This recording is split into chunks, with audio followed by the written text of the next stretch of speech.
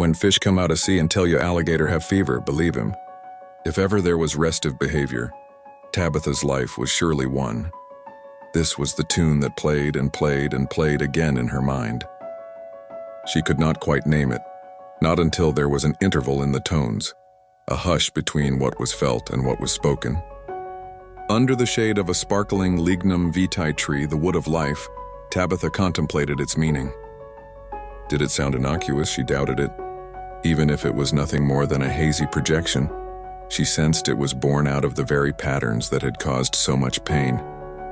Sometimes she pictured the silent dinners, her mother's eyes lost in the steam rising from her cup, hands folded tight in her lap.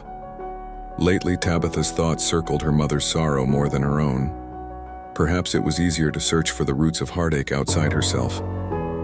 That shadow, woven from threads of unease from the quiet warp and weft of control, stretched over mother and daughter, dimming moments that might have been filled with light. As Tabitha sat, lost in thought, her grandmother's determined face flickered in her mind, clenched fists, jaw set, refusing to give up, especially when it came to restoring family ties or upholding their weathered values. Still, she could hear her grandmother's voice, firm yet gentle.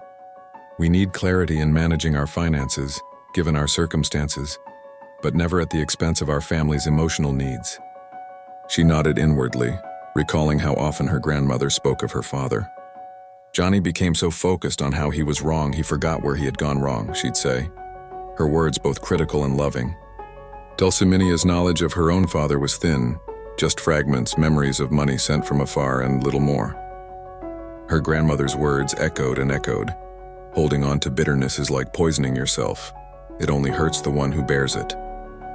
Now Tabitha understood how pain and worry seeped, slow and silent, from one generation to the next. How Dulciminia, in trying to protect her daughter, was haunted by her mother's legacy, afraid that history might repeat itself. Her grandmother always acknowledged their stubbornness. We challenged those notions because we wanted to grow and think for ourselves, she'd say, shaking her head with a sly, knowing smile. Yet Tabitha realized true growth meant more than resisting control. It meant breaking free from the quiet inheritance of unease, and daring, at last, to choose trust and openness instead. And as the shadows lengthened, Tabitha remembered, when fish come out of sea and tell you alligator have fever, believe him.